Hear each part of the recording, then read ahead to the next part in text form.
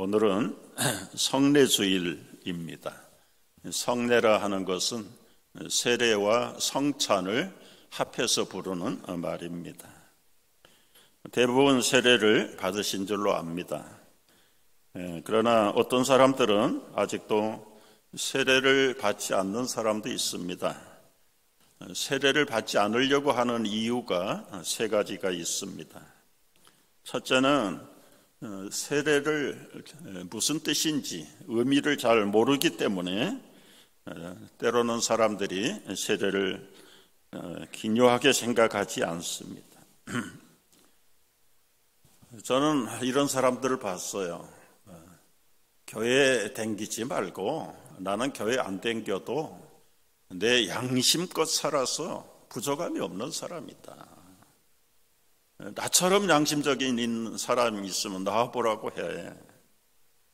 나는 결코 남에게 해를 끼친 적도 없고 나라의 법을 어긴 적도 없고 깨끗하게 양심껏 살았다.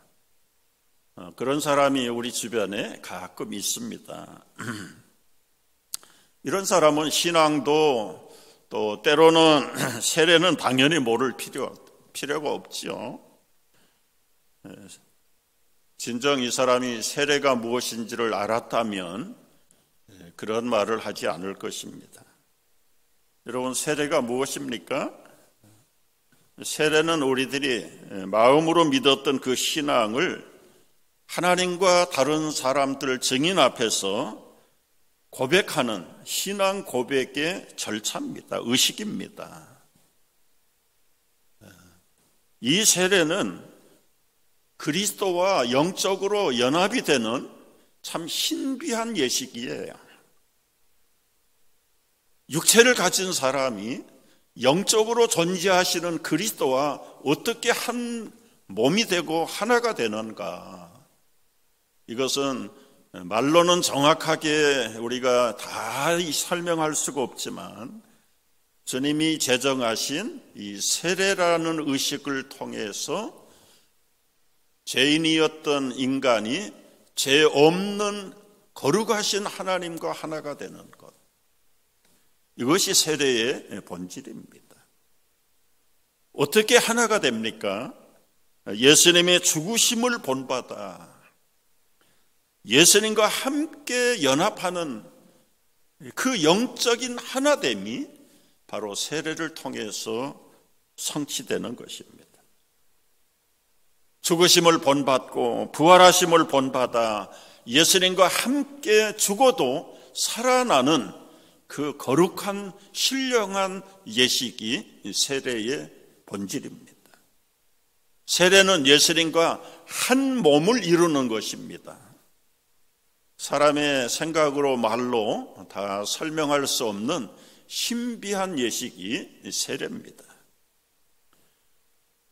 죄의 용서함을 받고 그리스도의 사람으로 하나님의 자녀가 되었다는 하나님의 은총의 표시가 이 세례입니다. 세례.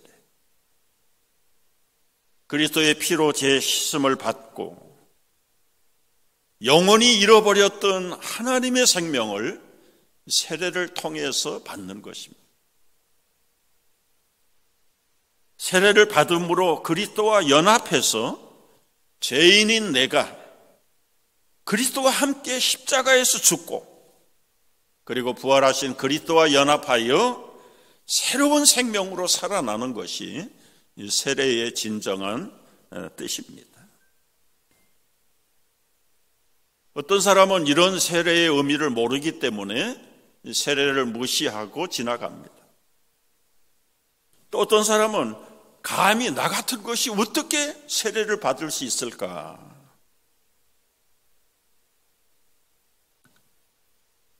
도저히 자신은 세례를 받을 자격이 없다. 연기하는 사람들이 있어요. 몰라서 그런 사람도 있고 또 알면서도 결단을 내리지 못하는 사람들이 있습니다. 여러분, 세례가 진짜 중요하다는 것을 안다면 사양해서 안 되는 것이죠. 문제는 중요성을 모른다면 다시 깨달아야 될 텐데 자기가 의롭다고 생각을 하니까 자기 외에는 믿을 만한 사람이 없다. 그 영적인 교만, 자만, 그것 때문에 결국은 하나님이 제정하신 거룩한 하나됨의 예식인 세례를 무시하는 것입니다. 여러분, 내가 완전하다면 세례 받지 않아도 되죠. 온전하지 못하기 때문에 우리는 예수의 이름으로 세례를 받는 것입니다. 온전하신 예수님도 세례를 받으셨습니다. 세례 요한이 깜짝 놀랐죠? 아니, 내가 예수님에게 세례를 받아야 할 터인데 어떻게 나 같은 사람에게 세례를 달라고 하십니까? 여러분, 죄 있는 사람이 세례를 받는 것이지 죄가 없는 예수님이 왜 세례를 받으셨습니까? 예수님의 대답은 오늘 14절에서 잘 설명을 하고 계세요. 요한이 말려 가로되 내가 당신에게 세례를 받아야 할 터인데 당신이 어떻게 나에게 오십니까? 예수께서 대답하여 이르시되 이제 허락하라. 우리가 이와 같이 하여 모든 의를 이루는 것이 합당하니라 하신데 요한이 허락하는지라. 왜 예수님이 세례를 받으셨다고요?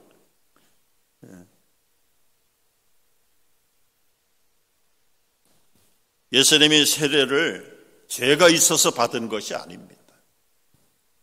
만약에 예수님이 세례를 안 받으셨다면 오늘날도 예수님도 세례 안 받았는데 나도 안 받아도 돼. 그런데 예수님은 온전하신 분으로서 세례를 받은 이유가 무엇입니까? 이렇게 하는 것이 마땅하다. 이렇게 해서 의를 이루는 것이 합당하다. 아마 미리 내다보신 거예요. 자만하고 교만한 사람들 중에 예수님도 안 하신 것을 왜 내가 해야 되느냐. 봐라, 죄 없는 예수님도 세례를 받으심으로 우리의 죄인들의 모습을 대신해서 받으셨다면 우리는 당연히 세례를 받아야 된다. 그걸 가르쳐 주신 본보기가 예수님이 세례를 받으신 것입니다. 하나님의 뜻을 저버리고 우리가 무슨 축복을 기대할 수 있습니까? 혹시 우리 가운데 아직도 세례를 미루고 있는 분들 있다면 분명히 다음 기회는 세례를 받으실 수 있어야 합니다. 어떤 분들은 또 이렇게 반문을 해요. 성령 세례 받으면 되지 물 세례가 뭐 필요합니까? 나는 물 세례보다 더 중요한 성령 세례 이미 받았습니다. 한 수 더 떠요. 예수님과 함께 죽었던 오른편에 있던 강도는 물 세례 받은 적 없습니다. 그가 언제 교회 댕겼다고 생각할 수 있겠습니까? 평생 강도질하던 사람이 이제 사형받아서 죽어가는데 무슨 물 세례가 필요합니까? 그래서 예수님이 네가 나와 함께 낙원에 있겠다라고 말씀하시면 그게 다 성령 세례가 되는 거 아닙니까? 여러분, 하나는 알고 둘은 모르는 사람들의 이야기입니다. 사도행전 5장에 보면 이탈리 군대의 백부장인 고넬료라는 사람이 있습니다. 베드로를 초청해서 자기 집에서 예수님의 복음을 들으면서 그는 이렇게 증거해요. 사도행전 10장에 보면 저 무지한 백성들이 나무에 달아 죽인 그분 예수 그리스도를 하나님께서 3일 만에 죽은 자 가운데서 다시 살리셨습니다.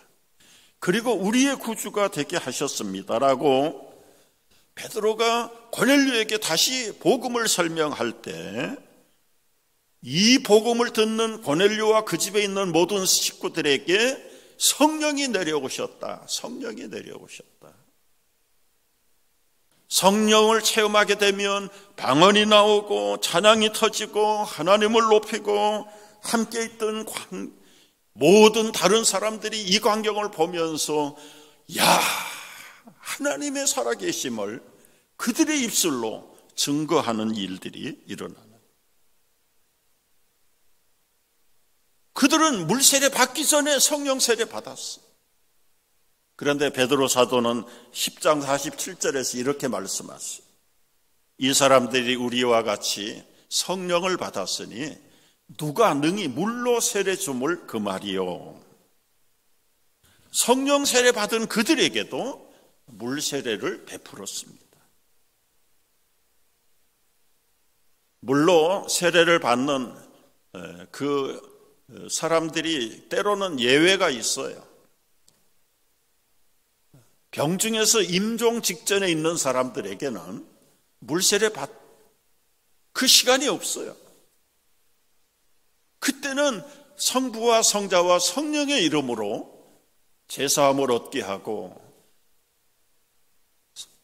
주님의 이름으로 물세례는 베풀지 못해도 간단한 복음을 전하면서 예수 그리스도를 영접하십니까? 내가 예수님을 믿습니다. 그 순간에 물세례는 없었지만 성령께서 이 땅에서 마지막 꺼져가는 생명, 그 영혼을 구원하시는 것이 소위 말하는 임종세례입니다. 임종세례. 여러분, 이렇게 세례가 정말 우리를 새로운 생명으로 하나님과 하나가 되게 하는 거룩한 예식이 세례다. 여러분, 대부분 우리 성도들은 세례 받은 지가 오래돼 가지고 이 세례에 대한 의미를 별로 그렇게 묵상하지 않고 지나요. 때로는 철없을 때, 중학생 때, 고등학생 때 세례 받은 사람도 있어요. 물론 우리가 다 그날처럼 새롭게 기억할 수는 없지만, 그러나 본질적으로 세례를 통해서 죄인이었던 내가 그리스도의 이름으로 하나님과 하나가 되었다는 이 거룩한 영적인 연합을 가지고 날마다 나는 죽고 내 안에 다시 살아계신 그리스도가 살아나는, 그래서 영원한 생명과 하나가 되어지는 이 세례의 본질을 우리가 늘 소유하면서 살아야 될 줄로 압니다. 이 세례가 교회의 행정적으로 차지하는 중요성에 대해서, 여러분, 세례 교인이 되어야 이제 하나님 나라의 교회의 원 오브 더 바디가 되는 거예요. 영적으로 하나가 되는 이 절차가 세례를 통해서만 되는 것입니다. 극단적인 말씀이지만 교회의 등록 교인은 구원을 받지 못합니다. 오직 세례 교인만이 구원에 참여할 수가 있습니다. 세례를 받아야 떡과 잔을 나누는 성찬식에도 참여할 수가 있습니다. 세례를 받아야 예수님과 영적으로 한 몸을 이룰 수가 있습니다. 세례교인이 되어야 이 주님이 세우신 지상교회의 원 오브 더 처치 멤버가 되는 것입니다. 그리고 교회가 시행하는 공동의회 회원권이 있고 선거권, 피선거권이 있는 것입니다. 여러분, 세례에는 유아세례도 있고 또 유아세례를 받은 사람이 성장해서 자기 신앙 고백을 통한 입교, 컨퍼메이션 예식이 있습니다. 우리 교회 안에서 태어나고 자라는 하나님의 모든 사람은 예수님이 친히 제정하신 이 세례와 그리고 성찬을 필수적으로 받아들이고 인정을 해야 하는 것입니다. 우리는 이제 설교 후에 성찬 예식을 갖게 되는데, 이 성찬 예식에 대해서도 우리가 바로 성경의 가르침을 배워야 합니다. 성찬 예식은 무엇입니까? 첫째는 기념 예식입니다. 고린도서 11장 23절에 보면은 내가 너희에게 전한 것은 주님이 주신 것이다.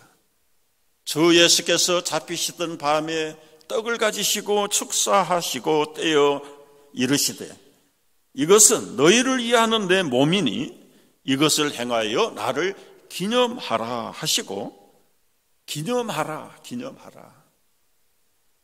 예수님 잡히시기 전날 밤에 제자들과 합으로 이 땅에서 마지막 만찬을 가지셨습니다. 그 마지막 식사 자리에서 이것을 행하여 앞으로 나를 기념하라. 당신은 이 땅에서 마지막 식사입니다. 제자들과 함께하는 거룩한 식사입니다. 그러나 앞으로는 내가 떠나고 이 땅에 없을지라도 이 떡과 잔을 나누고 먹고 마시면서 장차 오실 예수 그리스도를 기념하라고 말씀하셨습니다. 우리가 읽은 마태복음 26장 26절에 제자 마태는 이 말씀을 기억하면서 예수께서 떡을 가지시고 축복하시고 떼어 제자들에게 주시며 받아 먹어라. 이것이 내 몸이라. 잔을 가지시고 주시면서 이것을 마시라. 이것도 제사함을 받게 하는 많은 사람을 위하여 흘리는 바 나의 피 곧 언약의 피라고 말씀하셨습니다.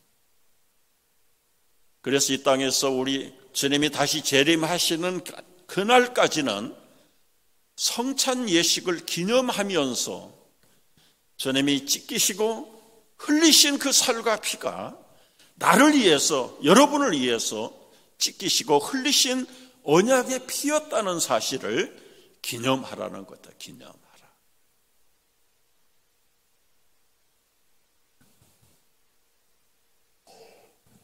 제가 어젯밤에 유튜브 하나를 누가 보내줘서 봤는데 73년 전에 한국 유엔군 참전 용사들을 기념하면서 이 워커 장군 동상을 부산에 있는 유엔 묘지에다가 세우는 그 기념식을 하는 걸 봤어요.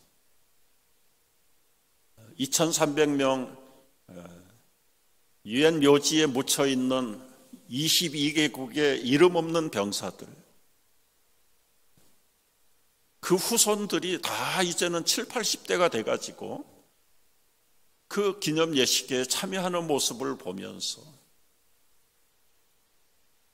그야말로 이 낙동강 이남에만 남아있는 대한민국의 존재를 55일 동안 수많은 전투를 통해서 지켜내고 그리고 인천 상륙작전을 통해서 잃어버린 땅을 회복하고 오늘 우리 대한민국이 존속했다는 그 사실이 얼마나 감격스럽게 오는지 거듭거듭 해설하고 사회하는 분들 입에서 여러분 이 땅이 어디에 있는지 어느 민족이 어떻게 사는지도 모르는 대한민국을 찾아온 22개국의 13만 전사자, 전몰자들이 13만 명이 외국 사람들이 외국의 20대 젊은 제대로 말도 모르고 이름도 모르고 이 땅을 알지도 못하는 이 대한민국의 자유를 평화를 지키겠다고 목숨을 바쳐준 여러분들의 희생 앞에 우리는 꿈에도 잊지 않을 것입니다. 얼마나 감동이 되는지 모르겠어요.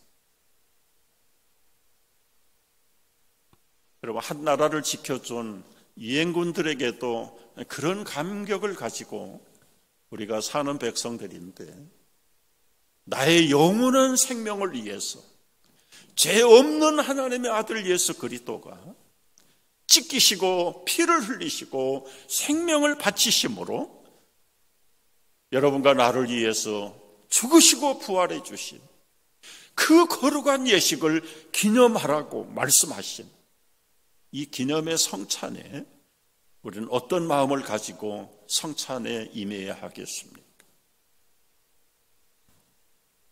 주님과 기념하는 예식이요. 두 번째 성찬 예식은 친교 예식입니다. 한 떡을 먹지 않습니까? 한 잔을 마시지 않습니까? 지금은 조그만 잔에다가 조그만 빵을 이렇게 나눠주긴 합니다만은 원래 첫 번째 성찬에 이스라엘 유대인들의 식사 예법을 보십시오. 한 덩어리 빵을 그냥 같이 뜯어가는 거예요. 같이 뜯어가.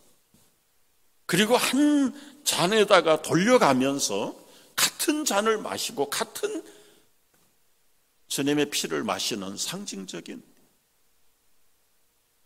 요즘은 무슨 바이러스다, 위생이다, 프라이버시다 해가지고 다 이렇게 하나씩 선조교회는 신부가 이렇게 놓줘요. 신부가.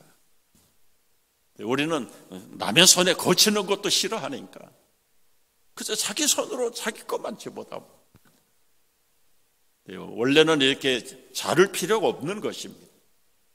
근데 우리 한번 해봤어요. 뭐 성경대로 하죠. 우리도 한 덩어리 그냥 다 뜯어 먹지요. 뭐 얼만큼씩 줍니까? 좀 먹고 싶은 대로 뜯어 먹도록. 근데 해보니까 많이 못 듣겠더라고요.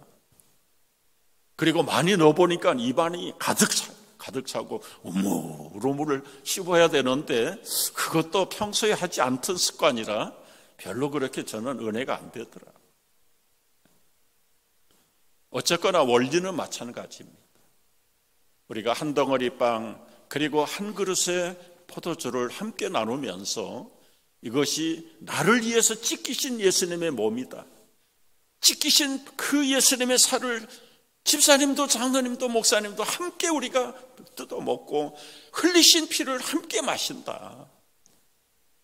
여러분, 식구는 한 솥에 밥을 먹는 사람을 식구라고 말하는데 우리가 한 예수님의 살과 한 예수님의 피를 함께 먹고 마시는 그야말로 생명의 동맹자들이에요. 이 성찬은 그야말로 친교 예식 중의 예식입니다.